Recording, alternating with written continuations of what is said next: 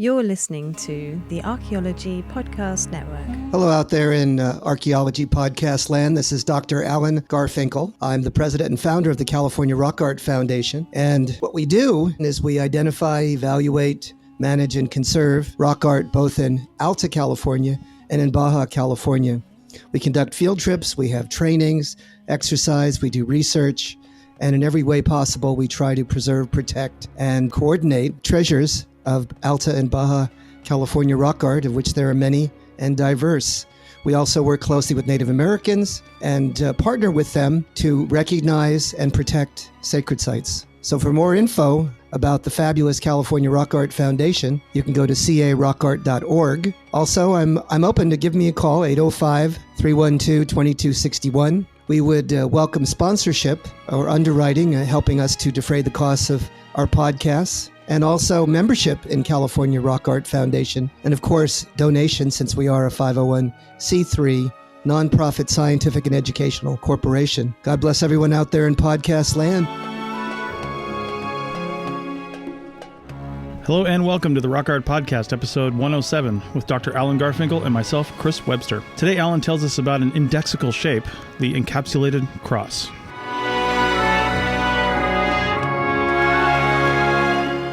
All right, welcome to the Rock Art Podcast. This is your sometimes co-host, Chris Webster, talking, because I'm going to be interviewing Dr. Garfinkel today. Alan, how's it going?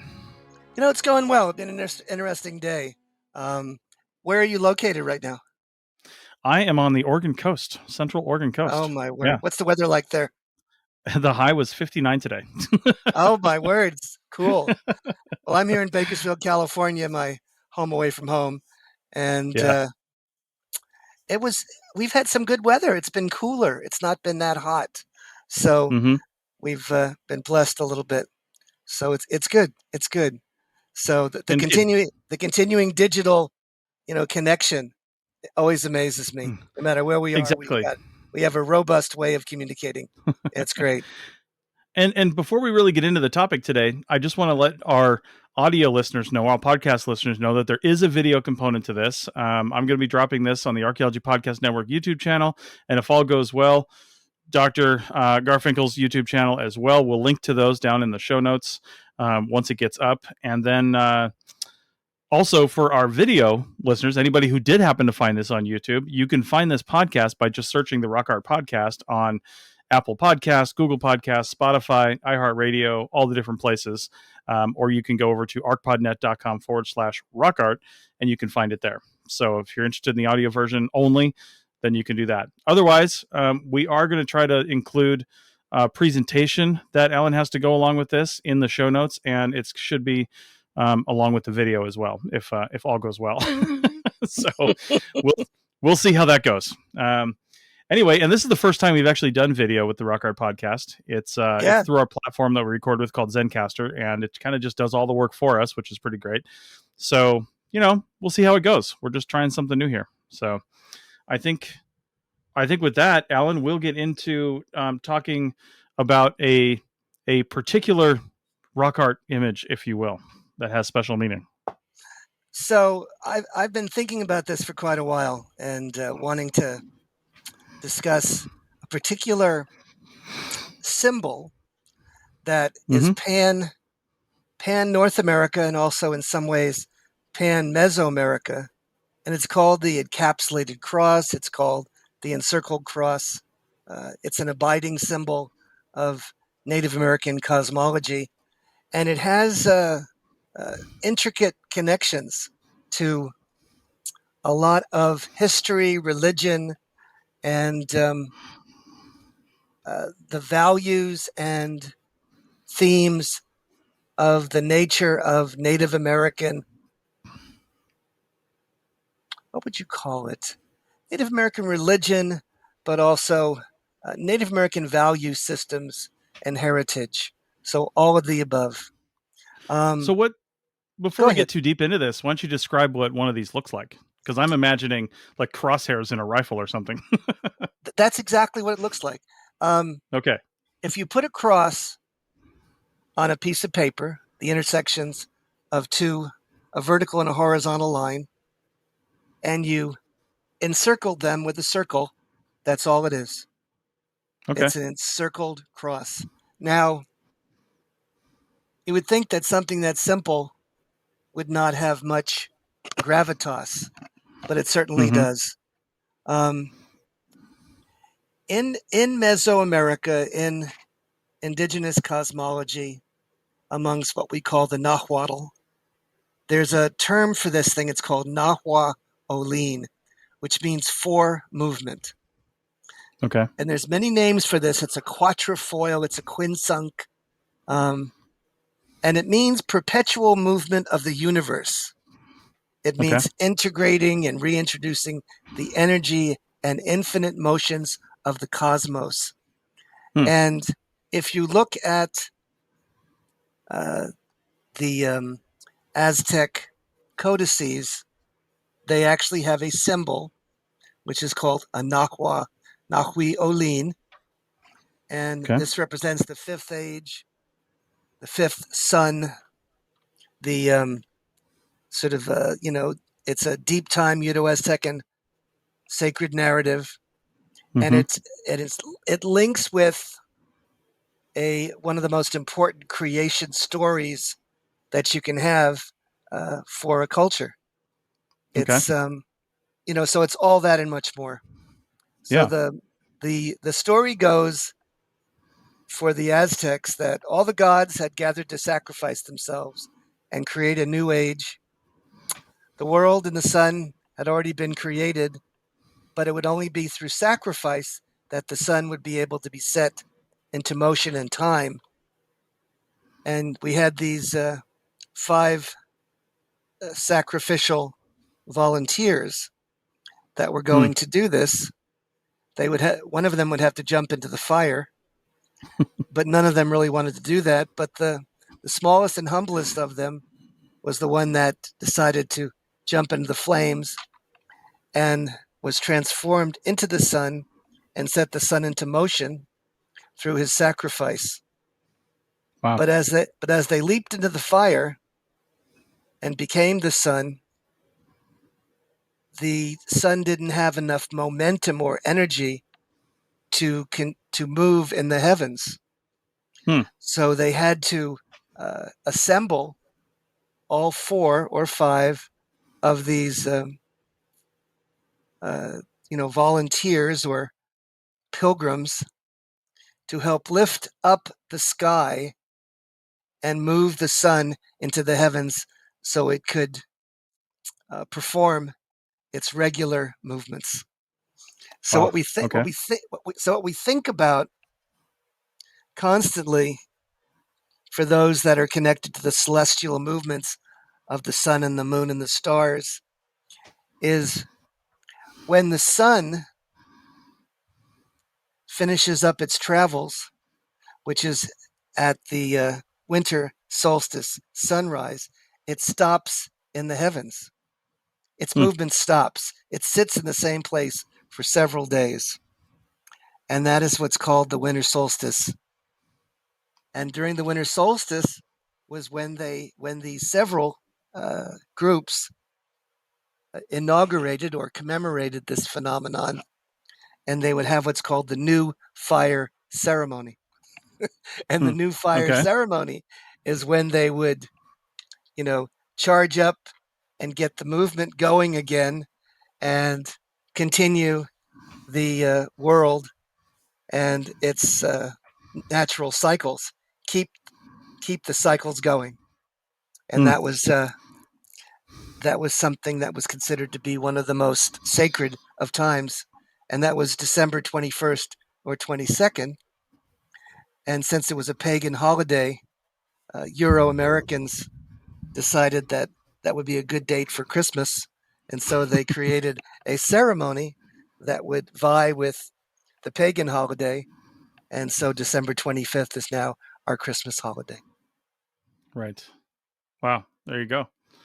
So how does this all lead back to the encapsulated cross then? And when you say cross too, you said a horizontal and a vertical line. When you say cross, I imagine like a Christian cross, but do we mean an offset cross like that with 2 different length lines or more of a plus sign? More of a plus sign. That's what Okay. it's called. It looks like a Yeah. plus sign. And when I went to my Catholic church today and I looked up, they had an exact replica of this symbol with a circle around it and a plus sign. So Wow. it's still there to this very day, and it takes a Interesting. central place in many churches and many representations. They Mm-hmm. call it the Saint Andrew's cross.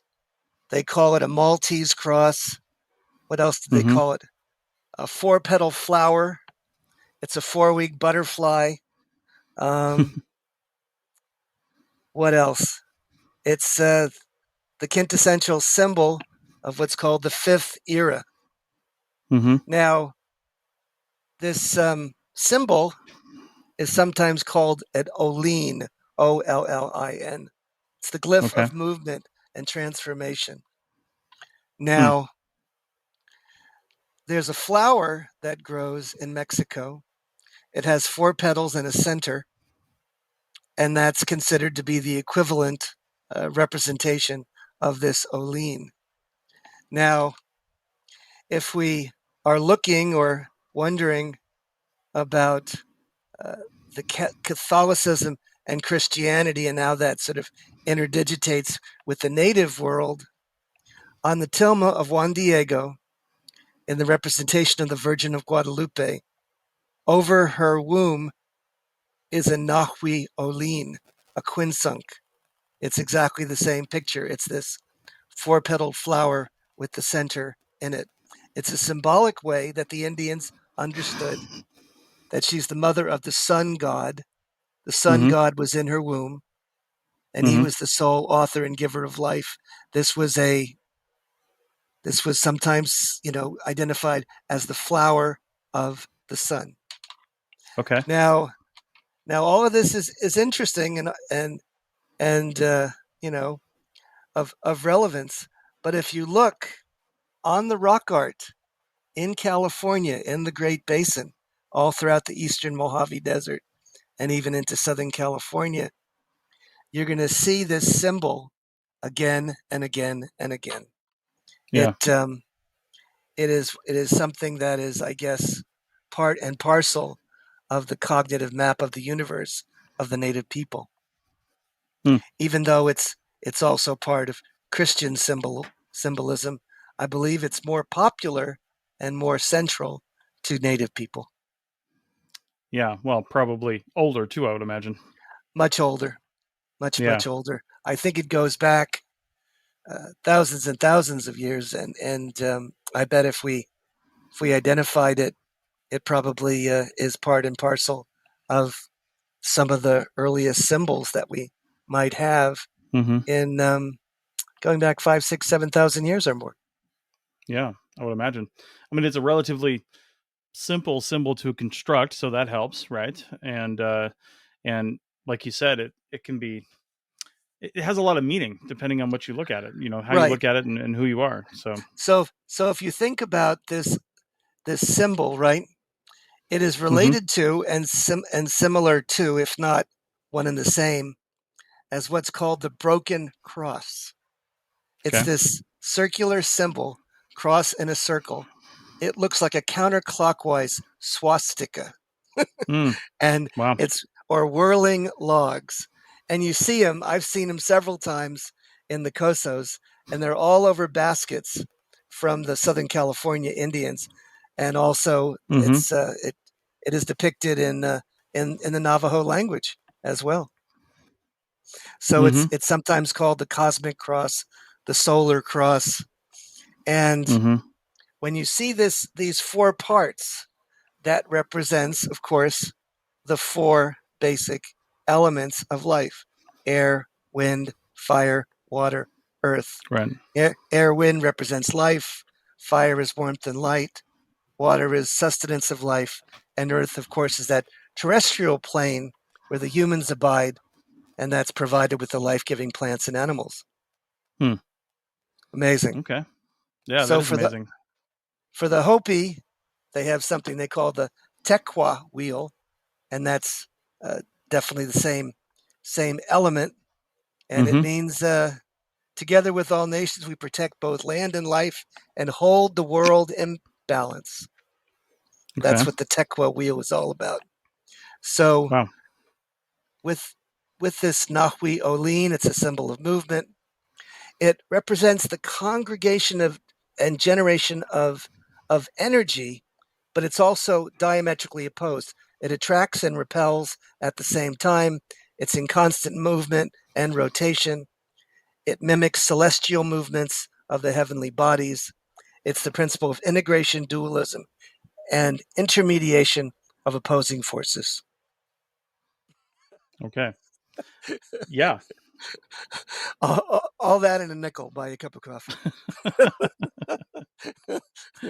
All right. Well, So, how go about ahead. we take a break right there? And, before we go to break, again, check the links in the show notes for more information on this topic and where you can find the video or where you can find the audio, depending on where you're looking at this. And also in the show notes is Alan's website, where you can find a lot more of his resources.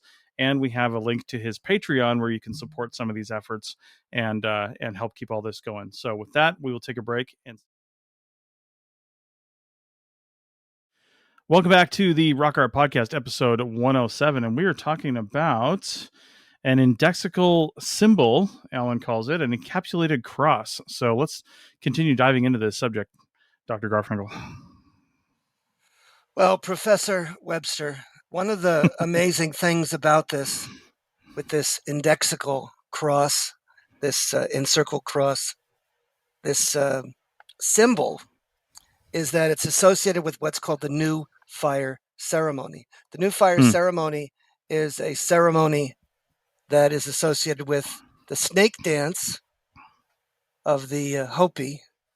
It's Okay. also associated with the famous Aztec winter solstice festival, where they actually see in shadow the snake crawling up the side of the pyramid as well. Now, what's also amazing is I believe that I see depicted in Coso, in Little Petroglyph Canyon, a panel that also bears the indication of this new fire ceremony. It's what I might call as a meta narrative. It's a time of renewal, reinauguration of the sun, and in each of these situations, there's a creation narrative. So I mentioned the creation narrative of the Aztecs. There's also a creation narrative of a sun story for the Huichol. The Huichol are a indigenous people that have kept their culture alive, very conservative people. They're famous for the pilgrimage to garner peyote, which they call their grandmother, and they live in very southernmost edge of Texas, but mainly North Mexico. So in the time before time, their ancestors abided in the underworld, which was located in the west. Time without form, divide of humankind, and shrouded in continuous night. The moon was the singular illumination. The primordial ancestors queried grandmother growth, Nakawe, what they must do so the sun would emerge. Decision was made so that one of the 5 pilgrims would perform what was called an auto sacrifice. 4 of the 5 attempted, but failed. But the 5th chose to cast himself into the fire, drop through 5 levels of the netherworld, battle ferocious beasts who attempted to kill and eat him. But after 5 days, he reached Dawn Mountain, burst forth through the cave door, and in doing so, was transformed into the Sun Father.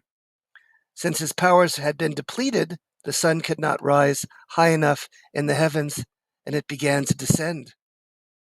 The sun began to burn up and melt everything on earth. But the 5 ancestors reassembled to raise the heavens, and the 4 were placed in the corners of the cosmos, with one in the center, so the sun would now reside in its proper place. And that's the story of the Huichol. Very similar to that of the Aztecs as well. Indeed. So as we continue, we have a picture on a pyramidal boulder in little petroglyph canyon. And here's our 5 primordial pilgrims with their hands up in the air, holding something that looks like a parachute. And I think it's a cloud. And then in the center of their circle Okay. is another figure holding the snakes, and it's above a lunar crescent moon. So it's what I call the sky bearer and the origin of the sun panel. And this would date to maybe about, say 2000 BC, about 4,000 years ago. So what we see in this picture, the number 5 is a very significant number to the Aztecs and to the Nahuatl people, as well as the people, the Huichol. And it's meant as a symbol for man meeting God, God meeting man, divinity and transcendence, harmony and beauty, and the one true God. So harmonizing these opposites is one of the key metaphors of what's called this quinsunk, this quatrefoil, this Nahuatl symbol. And it tries to intersect or identify with compound metaphors embedding what's called the polysemous, the many meanings all in one. Heaven and earth, day and night, good and evil, morning and evening stars, which is Venus, man becoming God, and God becoming man. Sound familiar? Indeed. Yeah. So it's rather remarkable that this symbol can be so interconnected with so many various cultures and have so much impact and substance to it. So go ahead.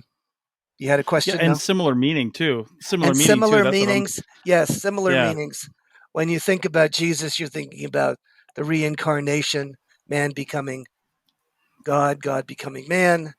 When you're thinking about resurrection and transformation, coming of age, um, the turning of the seasons, it's all interconnected, it's all interrelated. Yeah. And the more one thinks about this, the more sense it all makes. And especially for pre contact or pre literate societies, I just talked Mm-hmm. about this earlier. These people had a whole different association or understanding, vision, uh, connection with the earth and the environment. And you know that, Right. right? How Yeah. how how did that differ from the way we work today? Well, I mean, not very many people today have any connection with anything outside of their, their house and their job. Right, So, right, right. yeah. And Yeah. when we're dealing with native people or dealing with this pre-contact civilization, all they knew was the land, the trees, the birds, the rocks. Yeah.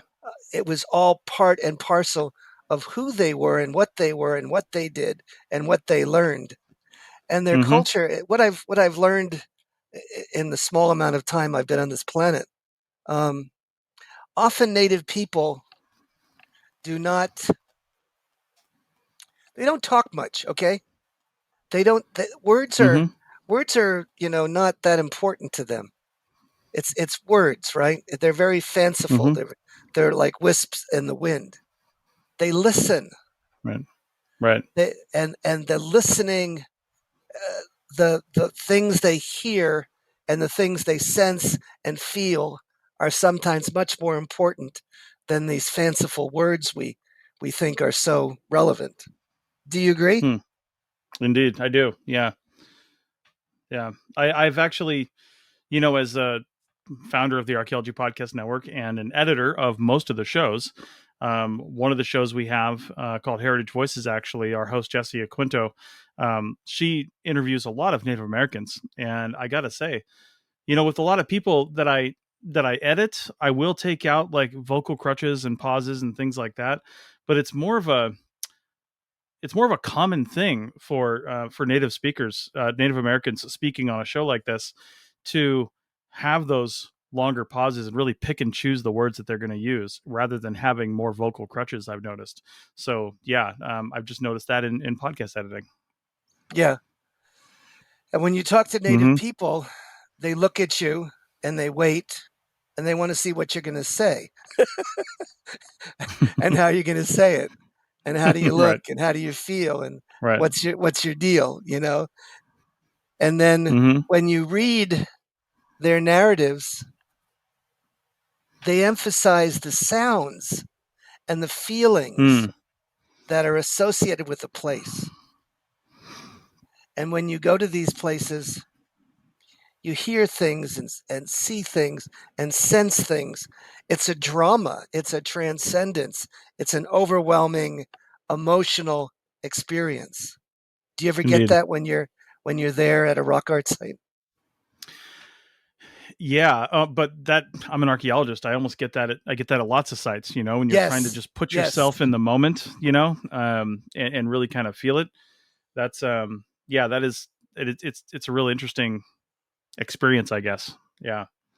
Um, you know, real quick, one thing I was thinking about with the, I guess, similar definitions of especially this encapsulated cross, similar meaning across cultures, really across the world, in some cases. I'm sure we see that with other symbols that are of a more simple nature, right? Not your more complex ones. Those probably have a lot more complexity locally and regionally, but a lot of your more simple symbols that reflect nature and they reflect, you know, somewhat everyday circumstances. We must see those reflected in rock art across the planet, and probably have similar meaning, although we can't really know what that is in most cases. Yes, absolutely. But Yeah. we can in a way gather or garner when looking at the images. Ask Mm-hmm. oneself, what are we feeling? What are we sensing? What emotion Yeah. does this bring out? Is it awe? Is it fear? Is it joy? Is it sadness? Is it a sense of connection with the supernatural or the divine? Um, Mm-hmm. there's an image. There's an image in Little Petroglyph Canyon where they have this creature. This it looks like a woman, perhaps, coming Yeah. out of a crack in the rock, right? Mm-hmm. And it's surprising. It's abrupt. It's in some sense beautiful as well. And if you Nice. look very closely and move your head to the left and down, you will see a small figure with his hands holding them up to the sky as a supplicant. What's a Ah, supplicant, Alan? It's a yeah. it's an individual that is entreating this divine or this deity, this supernatural, for their aid and their help in Okay. overcoming the challenges of life. Okay. Well, you know what? That sounds like a good point to take a break and then come back and wrap up this discussion on the other side. We'll be back in a minute.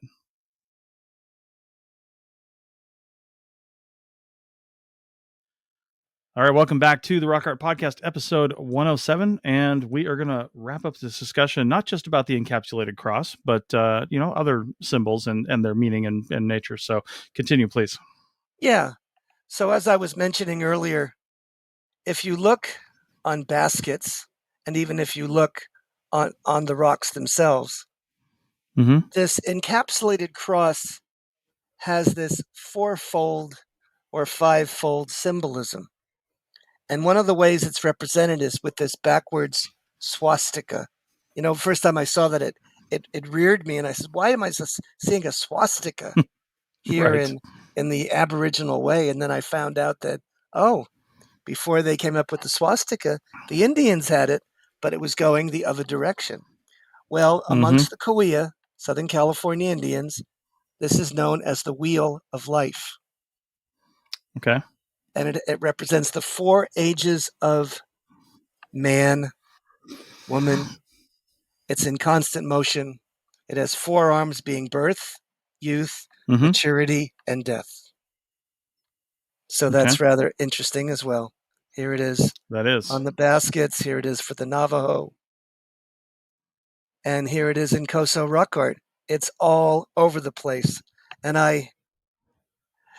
it's also a symbol, one of the primary symbols for the group of Indians in the eastern Mojave Desert who are agriculturalists, known as the Mojave or the Kitsan.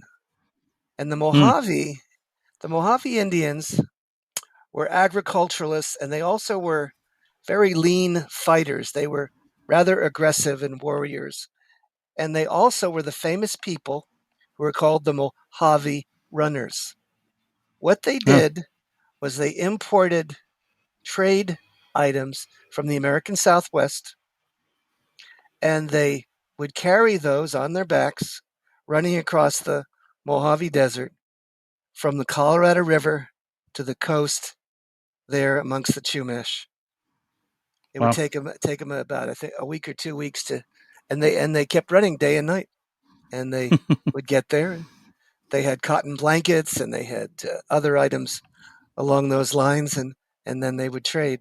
But the major symbol that you see in the petroglyph sites of the Mojave, these are individuals who belong to a different ethno-linguistic affiliation, the Humans, Yuman.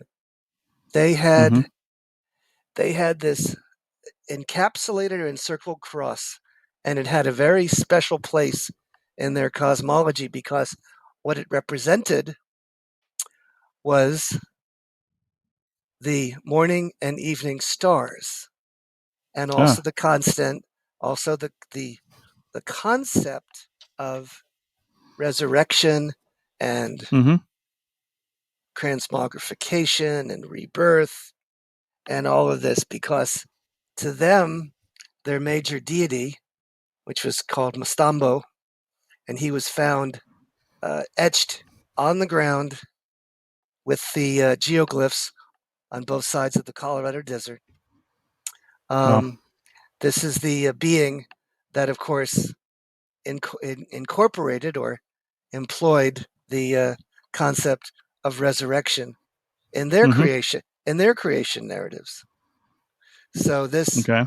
was a central and important symbol for the folks of the Mojave, and it's one thing that's very distinctive and central and prominent in every rock art site you're going to see in the eastern Mojave Desert.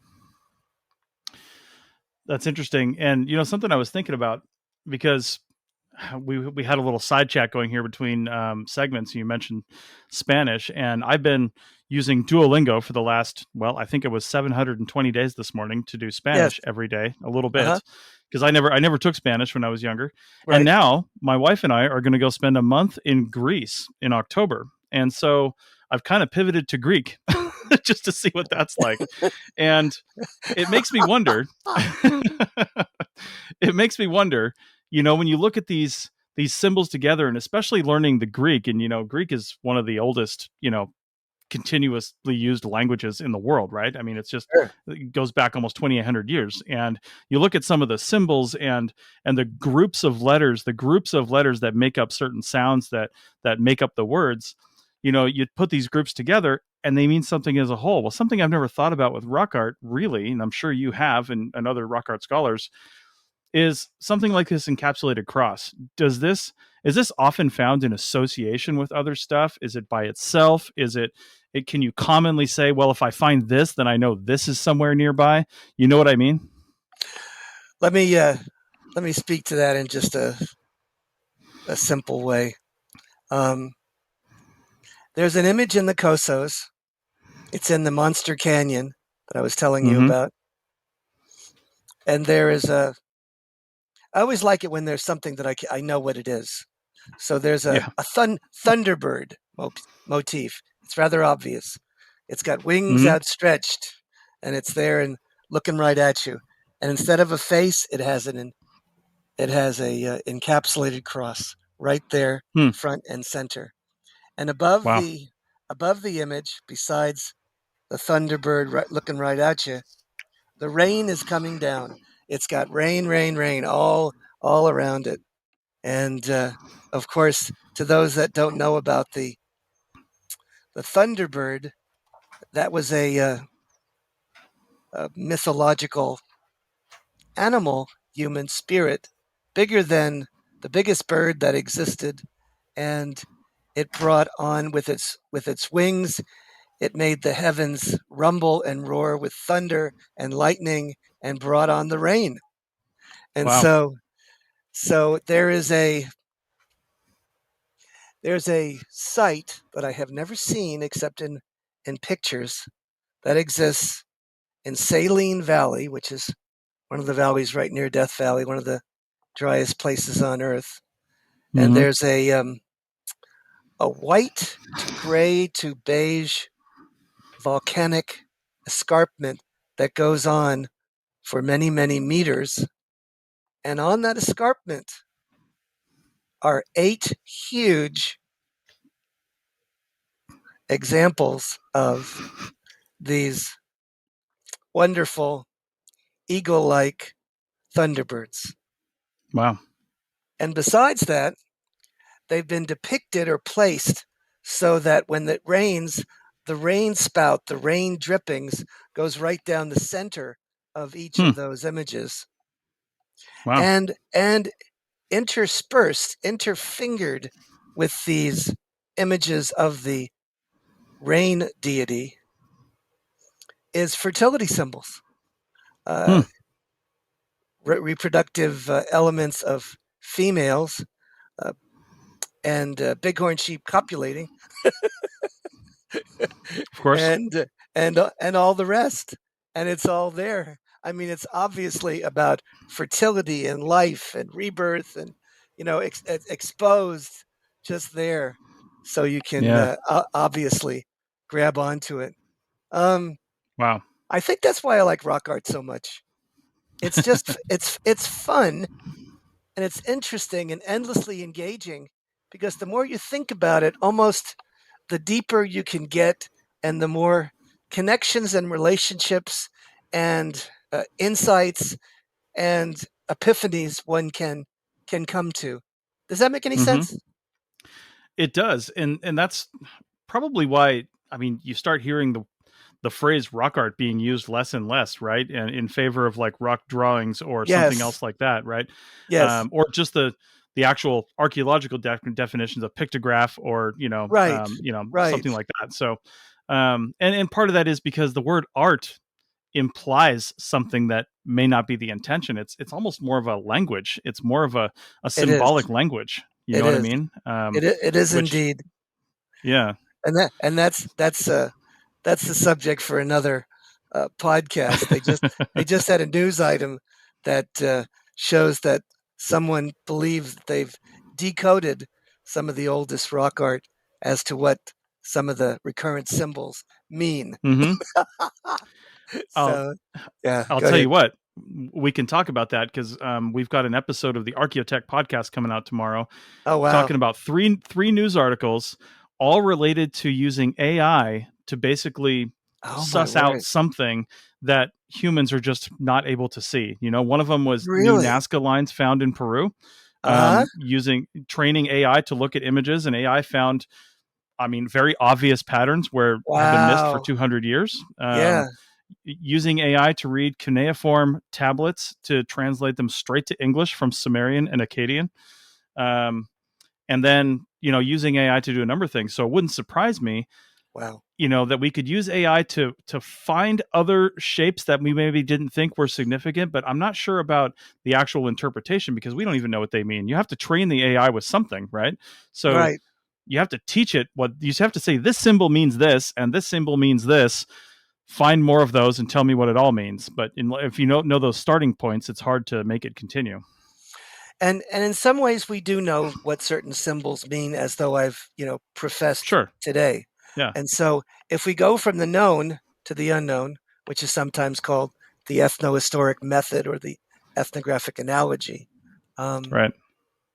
I think we could be surprised at what we might learn, or what better questions we might be asking. Mm-hmm. Yeah, I think the rocks can begin to speak. Talking stones, right? Exactly. So, all right. Well, any final words on this topic before we end the show today? Um, I just think going to rock art sites and studying this subject is one that is endlessly engaging, very mysterious, and a heck of a lot of fun.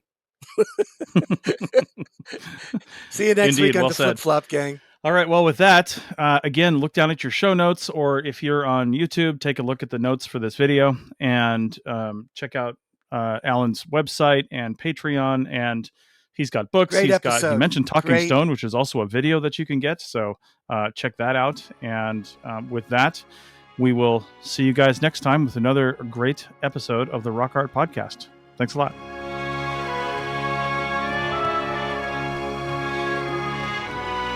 Thanks for listening to the Rock Art Podcast with Dr. Alan Garfinkel and Chris Webster. Find show notes and contact information at www.archpodnet.com/rockart. Thanks for listening, and thanks for sharing this podcast with your family and friends.